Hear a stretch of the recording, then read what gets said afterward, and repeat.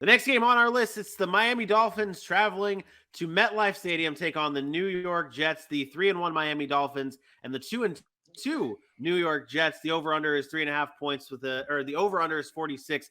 The Dolphins are favored by 3.5 points here in this game. No Tua for the Miami Dolphins, though. Tua is obviously out with a concussion. The investigation is still going on.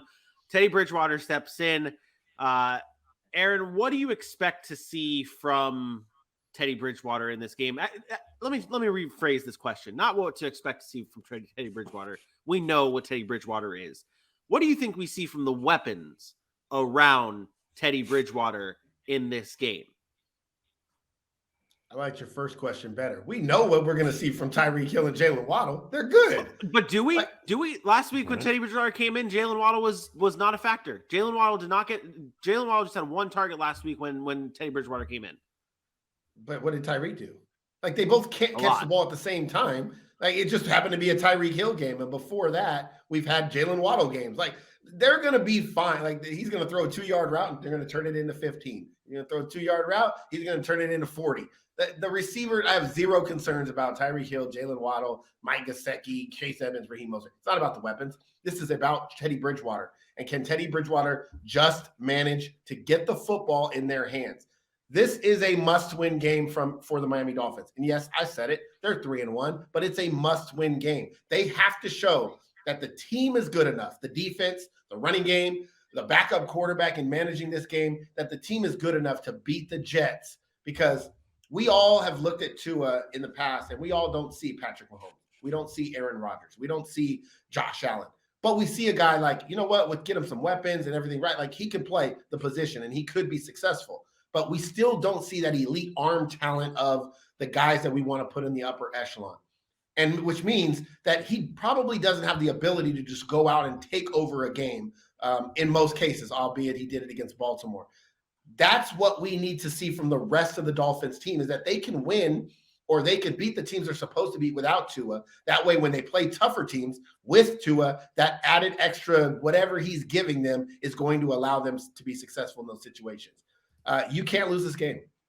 You cannot lose this division game to the Jets, to an inferior opponent with a quarterback that's only in his second game this season. And you're supposed to be one of the best teams in football. You can't lose this game, in my opinion. If you do, I'm going to start questioning how good the Dolphins are as a whole. I like the pieces, but as a whole, how good are you actually? Or was some of those wins early in the season, I don't say fool's gold, but just not really what you are. And this would lend to my question of the day maybe tomorrow. So, I might hit towards this tomorrow.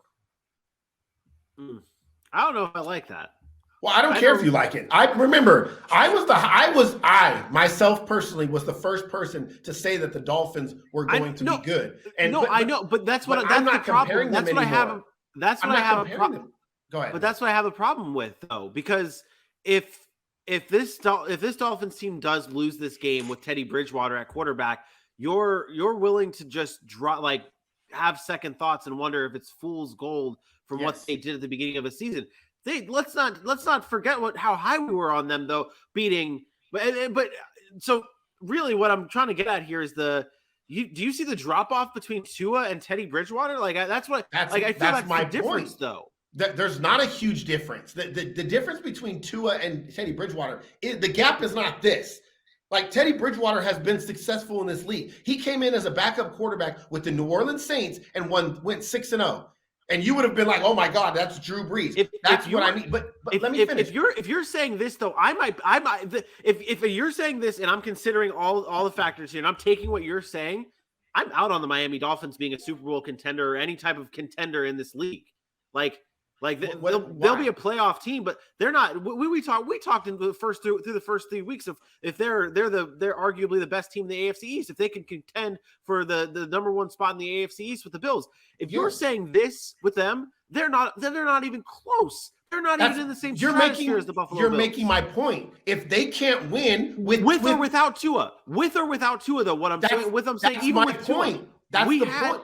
But you're making my point for me. The rest of the team has to step up. You can't have just a team of Tyreek Hill and Tua Tagovailoa. So if Teddy Bridgewater is coming in to fill in for Tua, and you can't beat the Jets, then you are not a Super Bowl team, even with Tua Tagovailoa. That's my point, because the drop-off between Tua Tagovailoa and Teddy Bridgewater is not going from Patrick Mahomes to Matt Moore or Patrick Mahomes to somebody like Taylor Heineke. That drop-off is significant. Teddy Bridgewater has proven to come in and win with a team that was talented around him with the New Orleans Saints. They were a Super Bowl caliber team with Drew Brees. We knew that.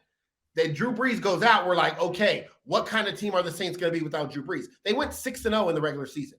He did what a backup quarterback's supposed to do. They won the games they were supposed to win. If you lose those games, you start to question the people around Tua. That's what I'm saying. You start to wonder, can they be a Super Bowl team? Remember, as high as I was on the Dolphins, I didn't have them competing. I didn't even have them making the playoffs at 10-7 this year. So for us to put them as high as we did early, and then now for them to come in, and if they lose, if they can't beat a team like the Jets, with knowing Teddy Bridgewater starting all week long, I am going to be down on them for being Super Bowl contenders, for being people that we thought can contend with the Buffalo Bills. That makes those games more of anomalies or just one-off saying, hey, they had a good regular season stretch. But when it comes down to the playoffs, I would have more concern. I have concerns about their secondary, their pass rush. There's other things on the team that I want to see, not Teddy Bridgewater, because we know what we're going to get from two gloves. Hey, we got a total of 4 gloves this week between Kenny Pickett and Teddy Two Gloves. We got two. Yeah, just not a good ratio of quarterbacks with 2 gloves in the league this week.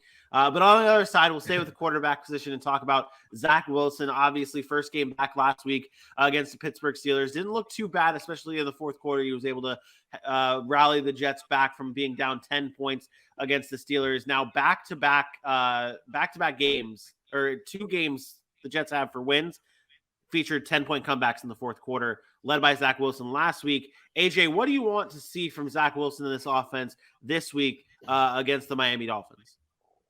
Yeah, that graphic hits on it. I want to see a faster start. I mean, we talked about giving people excuses sometimes here and there, and you might give a little one to Zach Wilson. Hasn't played since week 1 or 2 in the preseason.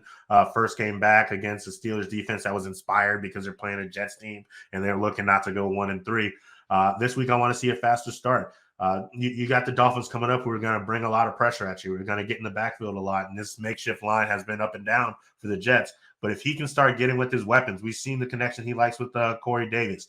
We've seen what he's done with Elijah Moore in the past.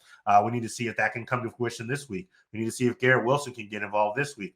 Tyler Conklin, when Joe Flacco was in there, was one of the better tight ends in the league.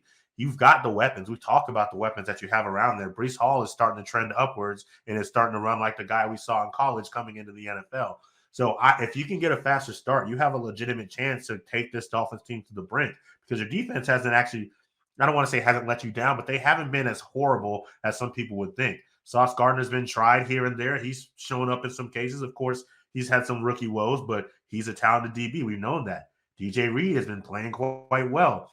If he can keep Teddy Bridgewater and those intermediate passes we talked about on the fantasy drive, this offense for the Jets won't have to feel like they have to do it all at one time, because they should be able to keep around with the Dolphins if this defense can step up. So if he can start like he did in that fourth quarter, 6 passes in a row, start the first quarter 6 for 6, 7 for 8, something of that nature. Get down there and score a touchdown on your first drive. Give you guys some life to lean on for later in the game when you are facing some adversity, facing some trials and tribulations. And I think they'll be just fine. Even if they end up losing a close game, if we can see this offense look like they don't have to throw 60 times because they've been down all the time, that's something to kind of build on going forward. And the whole league is 2-2, so you're not really out of it.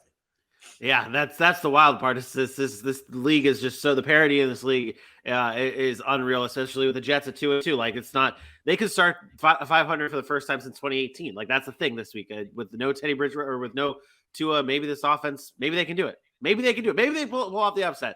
I don't think they do it, though. I got the Dolphins in this game. I got the Dolphins in this game go 28-17. Dolphins.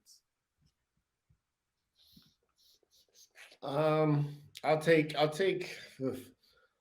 Miami in this one. 30-21. And then I have the Dolphins in this game 28-23. All right. right, there it is. Dolphins all around.